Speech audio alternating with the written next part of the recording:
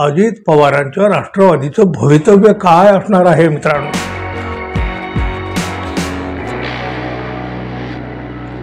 मित्र हो, नमस्कार. आपण गेल्या काही काळापासून पाहतो आहोत काय चाललंय काय नक्की या महाराष्ट्राच्या राजकारणामध्ये.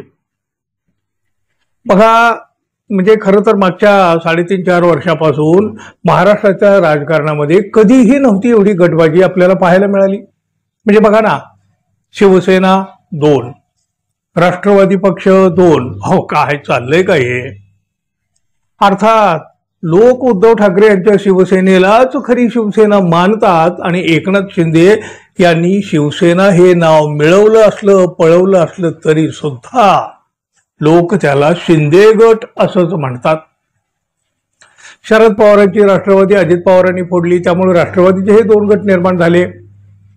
हे काका पुतण्या पुन्हा एकत्र येणार असल्याच्या चर्चा अधूनमधून बाहेर येतच असतात. आता ते येतात की आणल्या जातात, खरं तर हा भाग वेगळा आहे. पण आता शरद पवार पक्षाचे आमदार रोहित पवार यांनी एक मोठा दावा केला आणि महाराष्ट्राच्या राजकारणामध्ये मोठी खळबळ उडाली. महाराष्ट्राच्या राजकारणामध्ये राष्ट्रवादीचे 2 नव्हे तर 3 गट सक्रिय आहेत असा दावा रोहित पवार यांनी केला. अजित पवार यांच्या राष्ट्रवादीमध्ये 2 गट पडलेले आहेत. अजित पवार यांच्या राष्ट्रवादीतील कोकणातले नेते स्वतःला बॉस समजू लागले आहेत असं रोहित पवार यांनी म्हटलं. आता हे कोकणातले नेते कोण? आमदार रोहित पवार यांनी काही कोणाचं नाव नाही घेतलं हो, पण हे नेते म्हणजे दुसरं तिसरं कोणी नाही, सुनील तटकरे. हो, अजित पवार यांच्या राष्ट्रवादीचे प्रदेशाध्यक्ष आहेत ना ते. अजित पवार यांच्यावर काही आरोप झाले तर पक्षातले किती प्रमुख नेते अजितदादांची बाजू घेतात. दुसरीकडं सुनील तटकरे यांच्या समोर साधे पत्ते फेकले तर काही जण मारहाणीपर्यंत जातात. या विसंगतीवर सुद्धा रोहित पवार यांनी बोट ठेवलं.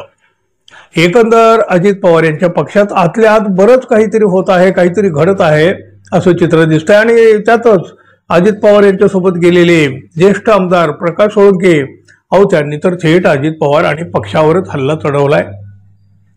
आपण 5 टर्म आमदार असूनही मंत्रिपदासाठी आपला विचार केला जात नाही.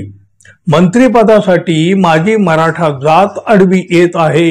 मी 5वी टर्म आमदार आहे, अनुभवी आहे. मला पक्षाचा म्हणजे राष्ट्रवादी काँग्रेस पक्षाचा 35 वर्षाचा इतिहास माहिती आहे. पक्षश्रेष्ठींच्या दृष्टीनं बीड जिल्हा हा ओबीसी साठी राखीव असावा असं वाटतंय. इथं बहुजन समाजाला कुठलंही स्थान द्यायचं नाही असं पक्षानं ठरवलेलं दिसतंय.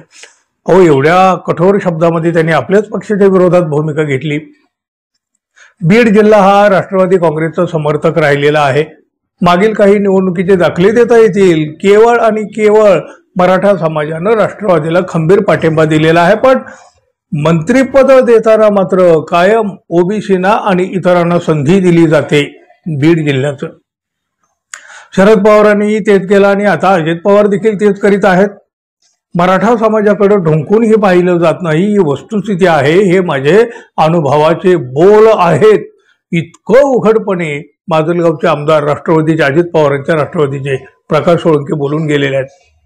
आणि याच वेळेस रोहित पवार यांनी अजित पवारांच्या पक्षात 2 गट पडल्याचा दावा केलाय.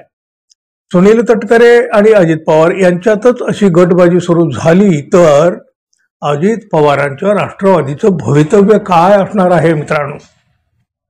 म्हणजे खरं तर या भवितव्याचा प्रश्न या गटबाजीतूनच समोर आला ना.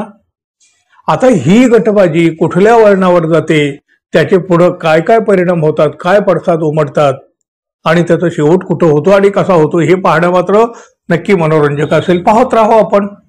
धन्यवाद. पुन्हा भेटू. तोपर्यंत नमस्कार.